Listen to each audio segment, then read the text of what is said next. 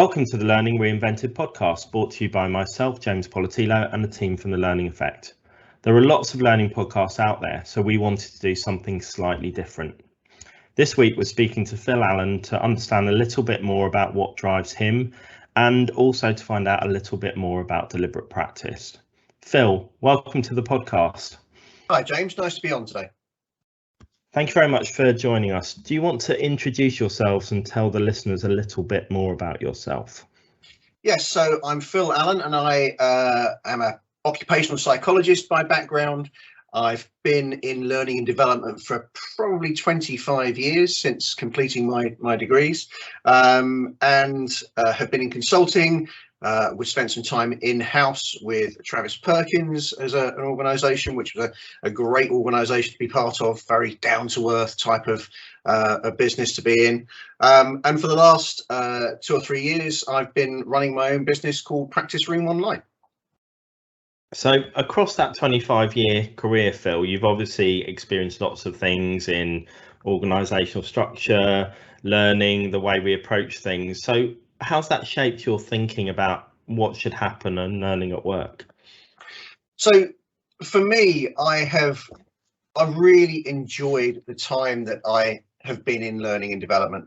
I started more on the sort of change management side of things, and more realized that the values that I had were about making a difference, about helping people to be the best version of themselves. I know that's a bit of a trite phrase, but it absolutely feels real for me. I loved those days and those programs where you saw people change and grow and become something that without being part of that program, they perhaps might not have reached. Just yesterday, I was delivering something and half of the people on the program talked about the confidence change that had happened in them over the last sort of 2 or 3 months that we've been running that program. And I left that with a massive grin. So making a difference to people was something that I always wanted to do, and that's a very deep value.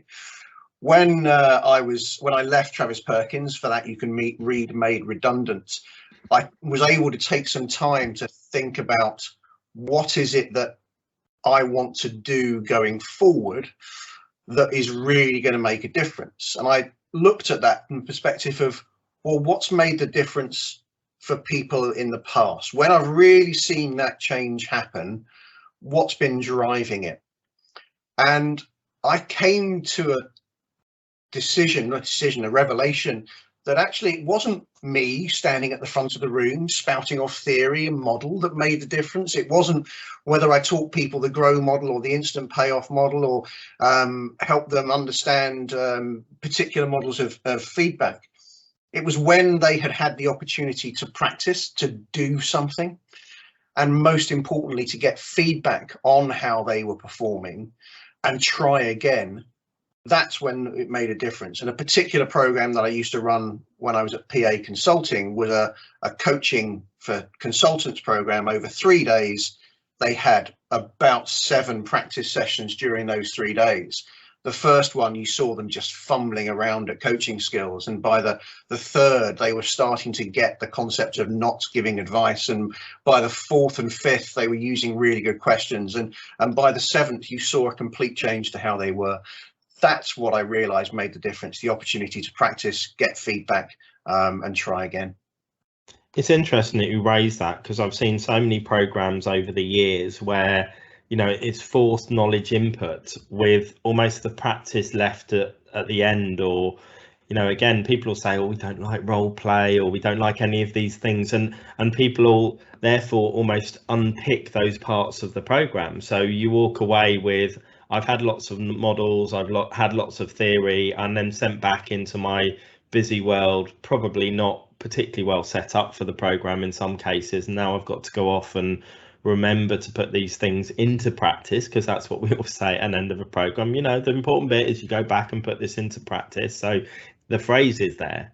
But I take your point that maybe the practice itself of making that happen is not as embedded in lots of learning programs as it should be. It's a real. I've stood at the end of a program and said, right, now go and do this with your people. Now go and try this with your teams. And I realized that what I was actually saying was, now go and fail live. And I don't think people should fail live. I think that the purpose of L&D is to give people a safe space to try things out, get feedback on how they're doing, try it again, make mistakes, doesn't matter. There's no consequences of those in those spaces. And one of the reasons why, and you described the situation, we dump a load of knowledge and then do a little bit of practice sort of at the end. And why people talk about not liking role plays, because they're not done very well. And I have walked into those rooms where you've got this triad sitting there and you've asked them to practice something, and you've gone round to check on how people are doing, and you've walked in and gone, so how's the practice going? Well, we're not really practicing, but we're having a really good chat about it. And that's not the point. That really isn't the point of why we are here, because having a really good chat about it is not going to help you when you get back into the workplace and have to do this for real. So I wanted really to focus the business that we've now got, Practice Room Online, on making practice easily accessible, making it real and powerful, and giving people the opportunity to see their improvement in a single hour, as we often run, in order that they can then do it for real, with confidence and with capability already embedded. And for that, and one of the reasons why those triads don't work is because you're practicing with a colleague, a mate, and Steve from accounts isn't very good at role playing, really, because he can't play anybody else but Steve from accounts. Well, we use actors who can play anybody you need them to be, and that's what makes the difference, and that's what makes it real. So give people the opportunity to practice when you're with them live. We've talked before, James, about content. Content's available wherever it needs to be now. It's really, really easy. Don't spend any time when you're together in a learning and development situation teaching content. The content should be there beforehand. Give people the opportunity and the experiences to practice with. Yeah, and I think that's the challenge, isn't it? That we go from thinking about where people have come into learning and development. So the people have come from an OXPSYCH or more of a coaching background. There's people who come from a subject matter expert background. There's people who've come from, and I was thinking about this when I was chatting with someone yesterday, about some people have just come into learning and development. Effectively, they're account managers. They don't really do learning and development. They just procure and knit together a set of services. So they're more of a procurement function. And some people are building those multifunctional teams from the bottom up. So with all of those facets, it's how do you then knit together within your particular model that ability to get the right content? Because one of the challenges is, there's, as you said, so much content out there, but people always go, oh, it's not quite right for us. So we'll spend a lot of time and effort bespoking that content where there's no real value in bespoking that content. So in my view, we should spend more time on taking some generic content, bolting around the edges, the stuff that actually really makes a difference here. Because stuff will be the same in most places, but then the contextual stuff you should put some input around. People do that outside of at their own time, own pace, in their own way. And contact time, like you said, should be about practice, yeah, or about consolidating and understanding that learning that people have done. And again, one of those traditional things you see is people turn up having not done the pre-work or not done this. And I think that's because we've never set that as an expectation, that contact time is value time, is part of a bigger process. You learn some stuff, we help you consolidate it, we help you practice, we give you feedback, you go back empowered and to deliver something better. But so many learning functions are a way away from that. There's some that are great at it, but it's really unpicking those things and thinking about how your structure, your people, your skills, and your roles of the future. So what does your learning team need to be able to do to facilitate and deliver that model? I think there's some real challenges for people on how that works. And I think that we have done this to ourselves. We have set people up to come to a learning event with a view that they're going to be very passive. They're going to sit there and hear stuff and have someone talk at them and share stuff with them. And actually, we need to turn that round and give the view that, no, this is an active learning event. You are going to be doing stuff the whole time. And from that doing, you're going to be learning. At my most militant, when I talk about content, I talk about there is no need for any content. When I'm really pushing the boundaries of this, I say that you could run a learning event without any content at all. You could simply give people the opportunity to practice, give them fantastic feedback. The feedback may include a bit of guidance and nudging and advice on how they could do things better. But the very fact of trying something, getting feedback, trying again, getting feedback, trying again, you are going to improve in that. No matter whether you know the SBI model of feedback or not, you could get better at giving feedback without any of that content and input at all. So, and the other thing that I say is that content is all around us. Everybody has all the content they need literally in the palm of their hand.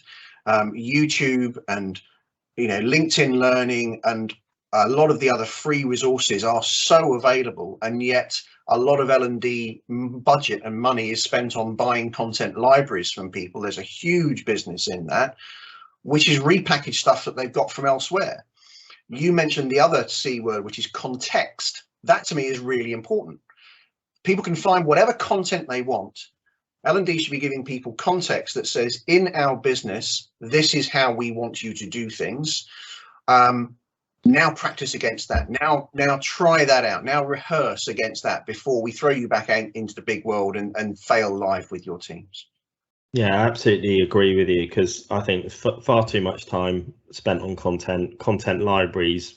Again, people burn billions of dollars, pounds, whatever, on content libraries across the world.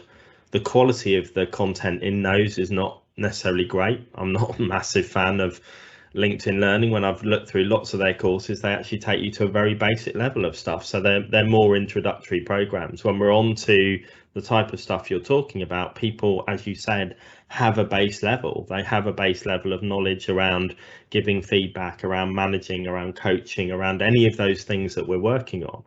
But it's then, how do we raise them up to that next level without just loading them full of models, but maybe tweaking their performance or their application of that knowledge, or having that ability to pull back out the bits that they are focusing on. So I think there's a huge amount of stuff we could do on there. And I would absolutely focus on context being key, and also relevance. I think painting that line of relevance to the person so that they understand why this skill is important, or why this is going to help me or my team, or whatever the output is. Because I think if people haven't bought into the relevance of something, don't understand that context, to then get them to practice and take this seriously and put in some effort and go back and change that behavior, is more difficult, in my view.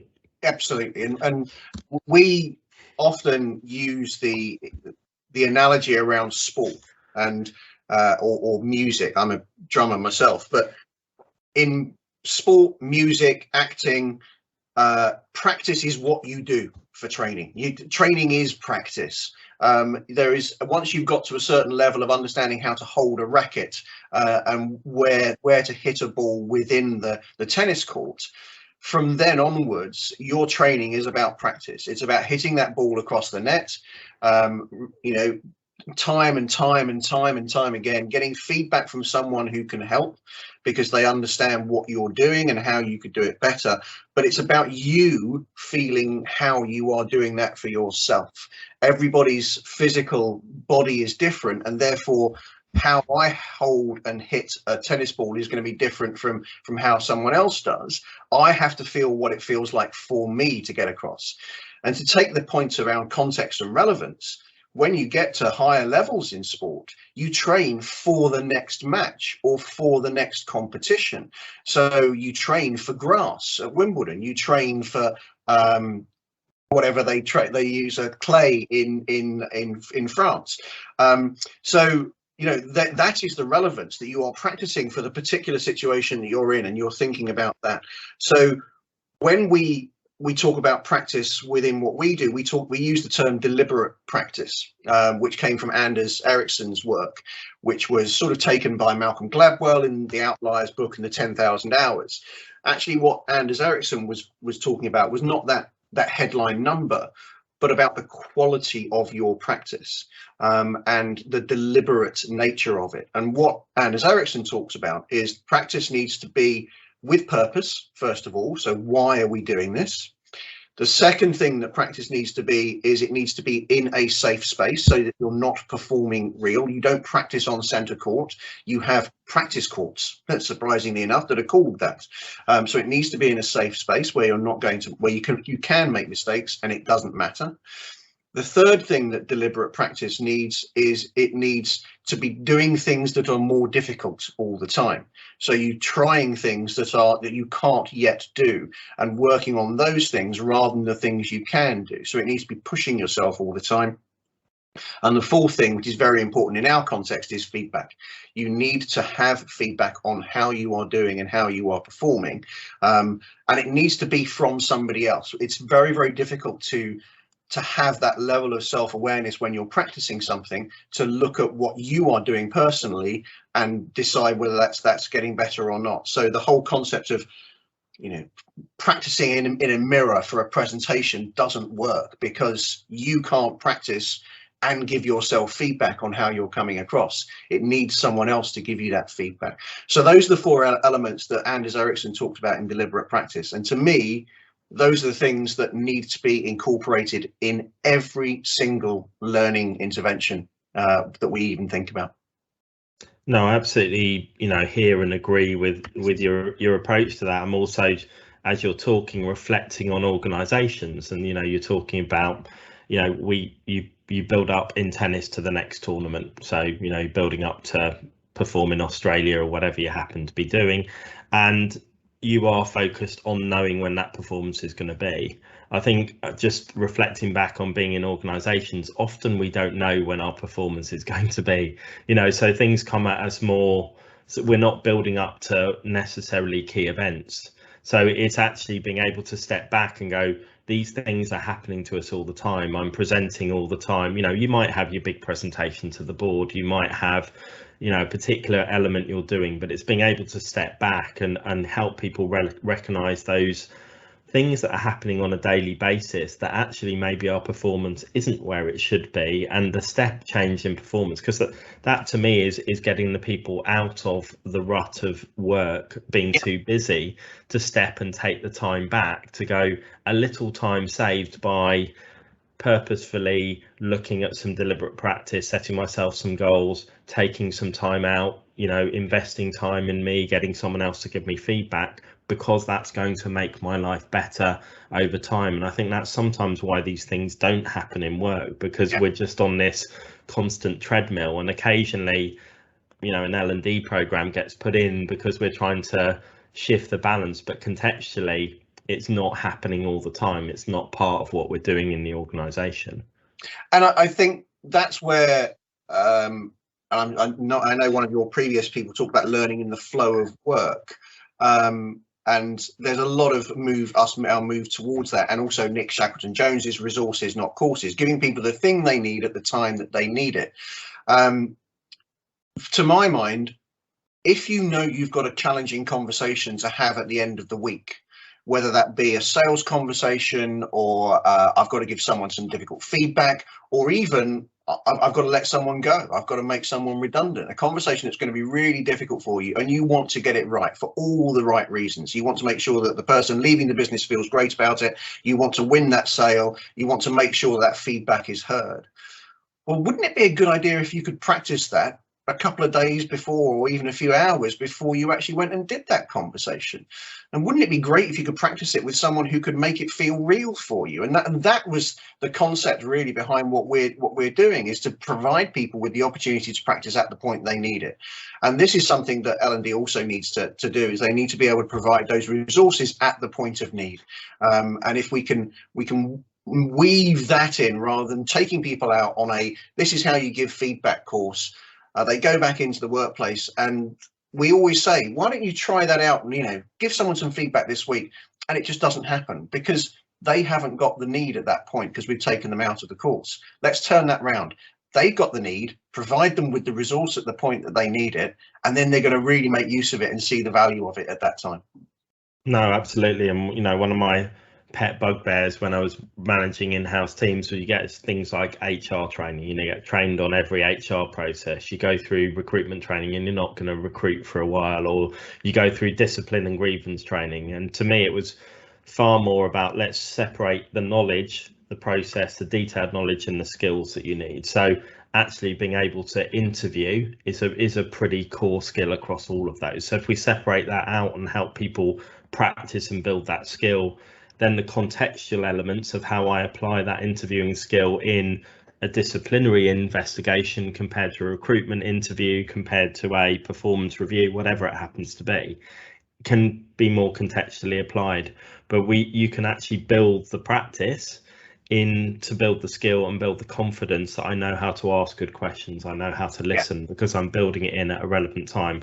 Whereas what we'll do is go on a 1-day discipline and grievance course, go on a 1-day recruitment course, etc. And we end up repeating a lot of the same stuff. We give them a load of content and knowledge they're never going to remember and don't need to remember. They probably just need to know the basics of the rules, when to spot and where to go if they need to look at something that might be a disciplinary issue. So again, I think we get the whole focus of what we're trying to do, because we're coming from an educative, exam passing, provide knowledge, not at, it's almost cramming for exams. It is underpinning a lot of what we're doing, not, as you said, learning to perform for the French Open, Wimbledon, or whatever your work-based equivalent of that is.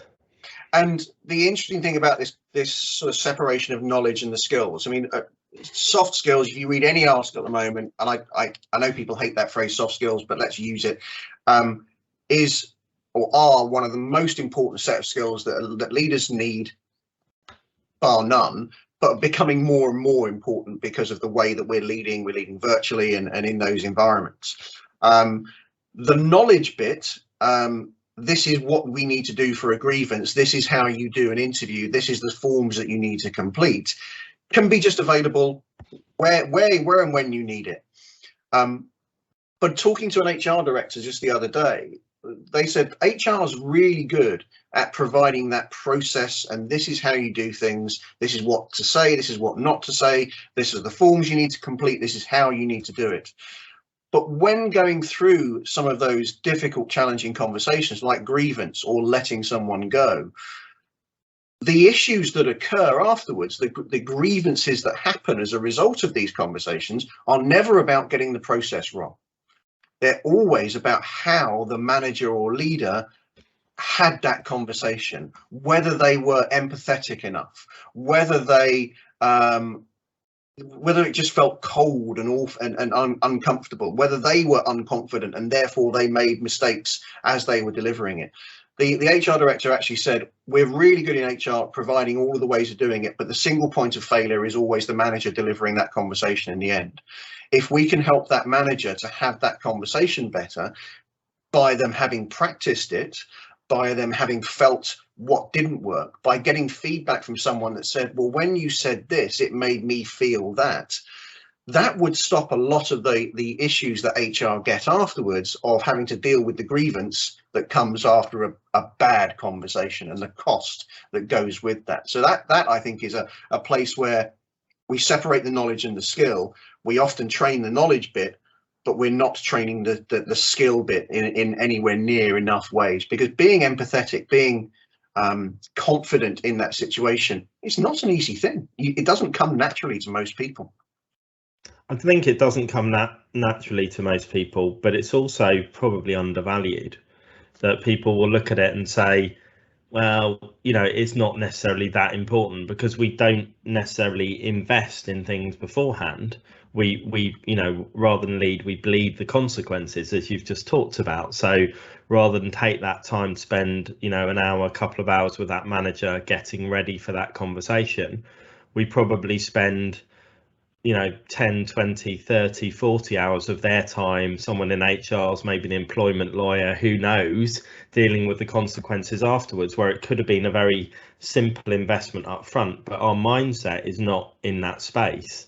We're not necessarily looking at how we invest in the right spaces. We just worry about the consequences, and then we turn around and go, we're not very good at disciplines and grievances. So we either lock it down and go, no one can do this apart from a few select people, or we then dunk 400 line managers through a discipline and grievance course completely out of context with when they're going to do their next discipline and grievance, or we put that programmatic approach in. So if imagine you're stuck in an organization that's got that sort of mindset, and you're sat here listening to you, and there's a few sparks going off and light bulbs happening.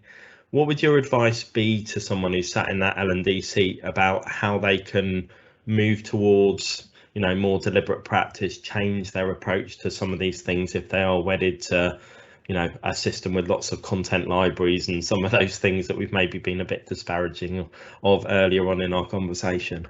I think the first thing to do is to have a look at what are we currently delivering? How much of our contact time is practice, is doing stuff, and how much of it is content delivery during that time?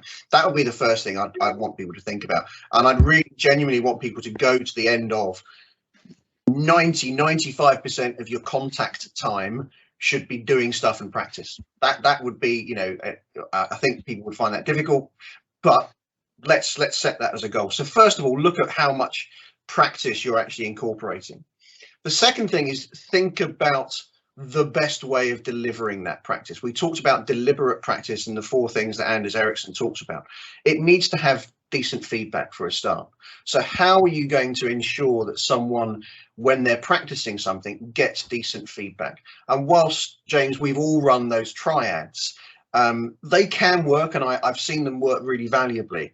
You have to make sure that the people in there are good at giving each other feedback. That, to me, is really important, and comfortable doing that. What we do is, obviously, we have a trained practice coach who is trained to give feedback. So that's different. But make sure that the giving of feedback is a really important part of that.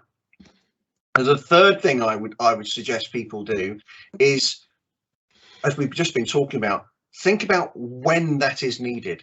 It is not about putting on a course at a certain time and expecting people to attend that. I think we're moving beyond that sort of mindset in L&D now anyway. But how do I provide those moments, those hours of practice at the point that someone needs it? Maybe in L&D and HR, we should be having people come to us and go, oh, Phil, I've got this really difficult conversation that I need to have. Can you help me with that? Well, that's the point that we should be providing, just not content, not well, this is the process you need to follow, but shall we practice that? HR are not necessarily very good at that, but perhaps there are some people in HR that would feel really comfortable to help someone practice that conversation. I think that would be a brilliant way of actually delivering that sort of content and input. And the final thing is the big thing, which is actually changing the culture around how people are learning. We have encouraged people to think about courses as something that you turn up and someone talks at me and I sit very passively. We have to change that. Getting better at something takes effort. Practice is effortful. We have to encourage people to think about that putting in the effort will enable them to be better, and that's what we're there to do. So L&D needs to think about how we support, encourage and motivate people to put in that effort in order to become better at something, and not expect them to be passive receivers of knowledge and stuff. That, to me, is the bigger change that needs to happen. Yeah, and it's interesting, I absolutely agree with that effort point and, the feedback point as well. There's so many elements I could talk about, but, you'll hear these mantras of learning should be easy. And I agree, learning should be easy, but that's where you're talking about a particular structure of, resources, not courses, learning in the flow of work. There needs to be an ease of being able to access learning when you need it. But changing and doing something to learn takes effort, as you said. So I think sometimes those two things are confused, and I almost call it the service element and the learning element.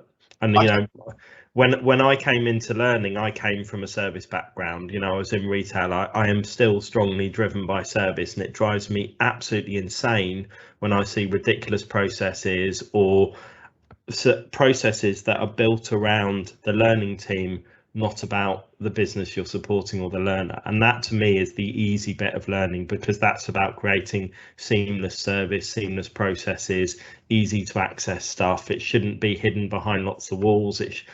But again, in the same way, when you're going to put time and effort into learning, it shouldn't be something that you can just turn up, sit there, go through your emails. You should be engaged, you should be practicing, and all of those things you've talked about. And I think that's sometimes the challenge for learning, is that they've got both of those things, ease and difficulty, and they should be applied appropriately in the right place. Yeah. And I love YouTube for its accessibility, and this is YouTube is so easy to access. So that's the ease bit of L&D. It's easy to access, it's easy to search for the right things. That's what's great about it. But one of my hobbies is a little bit of woodwork. So I can watch one of the YouTube woodworkers do a tenon and mortise joint, which is where you cut in a certain way so that two pieces of wood fit together and they fit together nice and tight. That doesn't then mean that, having watched that video, I can then go into my workshop and cut that tenon and mortise joint first time. I would tend to get a really crappy piece of wood and make a few mistakes with it, get it wrong before I went anywhere near the nice piece of wood that I'm trying to work with. It is hard work, and I got it wrong a lot, and I've messed up some nice pieces of wood as well in trying to do that. But the ease of watching the YouTube video was great. That's what making learning easy is. But then I had to put in significant effort in order to become better. We talk a lot about behavior change in learning and development, and if we're not about changing behavior, then what are we here for, is sort of what I think anyway.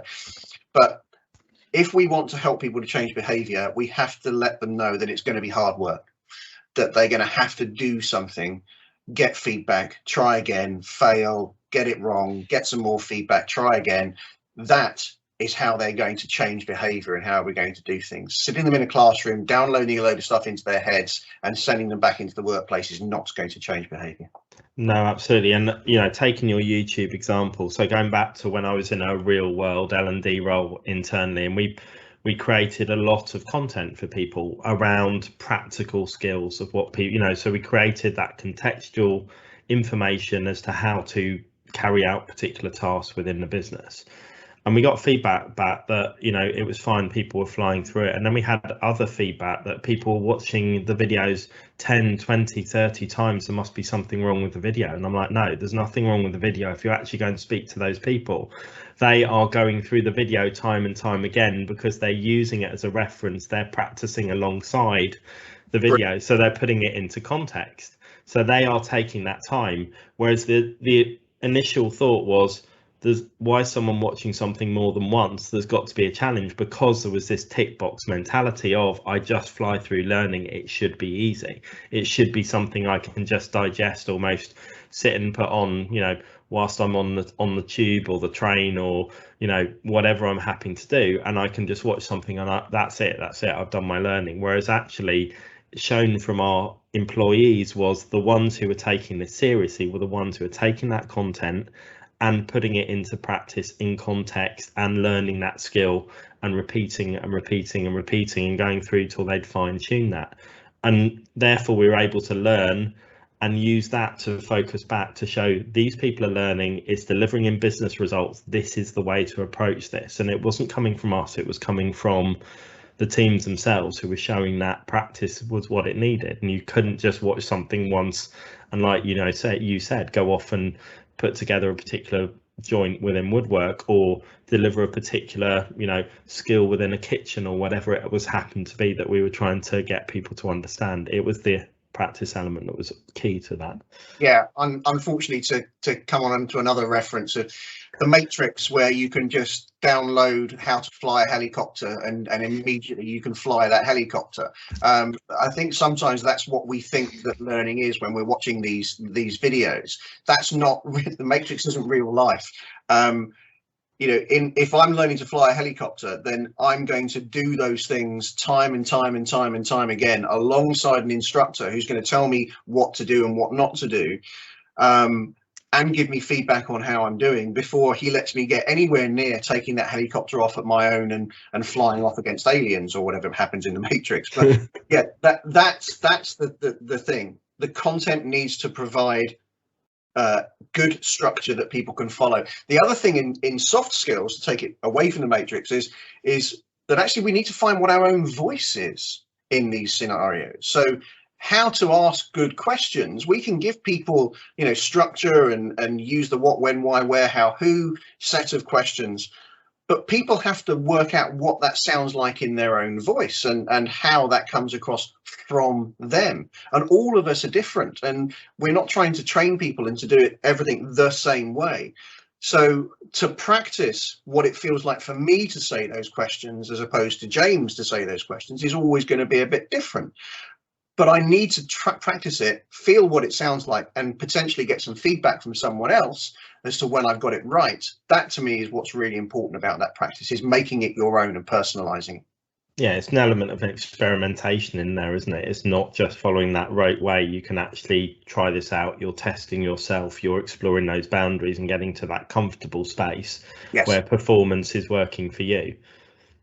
Yeah, to me, it's a really it's a key element of this, and people getting feedback. The other thing that we talk about in our situation is it increases people's emotional intelligence as well to have feedback given in this sort of way, because when our practice coaches give feedback, they say, when you said this, it made me feel that.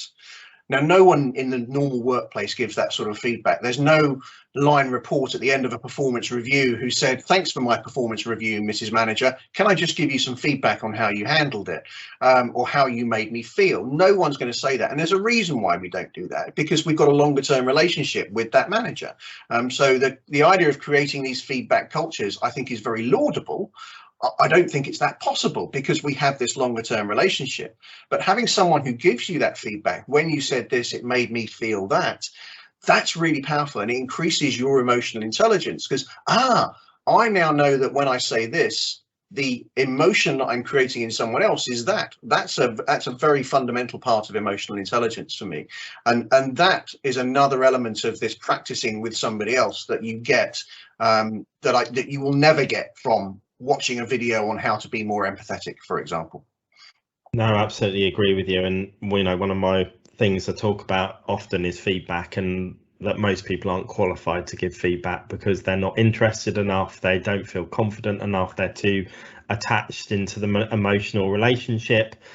So if someone goes into the real world environment, into that meeting, and is looking for feedback, and most of the feedback they will get will be quite trite, quite superficial. You did a great job. Yeah. Well done. I would say to people, if you've got those people who maybe take that time to unpick your performance, who maybe put aside some of those things and give you that feedback, who maybe give you the hard messages when no one else will, who give you something that can help build your performance in the future. Those are people to keep very close to you as well, because like you said, it's a rarity in the real world to get that quality of feedback. It's great to have it in practice, but when you do get into that meeting you've been practicing for, if you've got someone in there as well who's going to give you that balanced feedback, which is constructive and you can do something with, and isn't just a bit of a pat on the back, I think those people are a rarity that you should hang on to as well. And I absolutely agree that if we could get those people in those situations, that would be fantastic. The interesting thing is that, again, what Erickson talks about is the safe space to practice. We need to create those safe spaces away from the performance side of things. Mm-hmm. It says it's very difficult to get better when you're performing, when you're out there in the real world, because there are too many other consequences about what you are doing, and you're so busy on performing, there's no way you can reflect on how you are performing. Whereas in a safe space where the outcome is not about performing and achieving the goal, getting the sale, whatever it is, but the outcome is only to learn how I'm doing it, then you can really focus on what you're doing and how you are doing it in order to achieve that goal, more than whether I'm achieving the goal or not, which is what happens in the performance environment opposed to the safe practice environment. That's what we need to create, that space to do that. No, it's been absolutely fascinating, Phil, to catch up with you, and I'm sure we could carry on for another hour or so. But to keep this sort of wrapped up, I think we'll draw a line under it there. But if anyone wants to get in touch with you, find out more about deliberate practice or the work you're doing, what's the best way for them to do that? So obviously LinkedIn, I'm Phil Allen on LinkedIn. You'll see my tagline as the practice guy. So if you're looking for that, that's what I come up as. And the business that we run is Practice Room Online, which you'll find at practiceroomonline.com. We recently published an ebook, which is available on our website, about deliberate practice and how businesses can better incorporate that, and L&D can incorporate that. So feel free to go to the website and download that. I'll be happy to have a conversation with anybody. As you've probably heard, James, I've got a bit of a passion for practice. Absolutely, it's great to hear that passion. What we'll do is make sure that all of those links are in the show notes below. So thank you for joining us today, Phil. No problem at all. It's been fun talking to you, James. Thank you for listening to this episode of the Learning Reinvented podcast. We hope you enjoyed it. If you've not already done so, please follow our podcast. And if the learning effect can help you and your organisation, please do get in touch. You can find both James and Katie on LinkedIn, and our contact details are in the show notes below.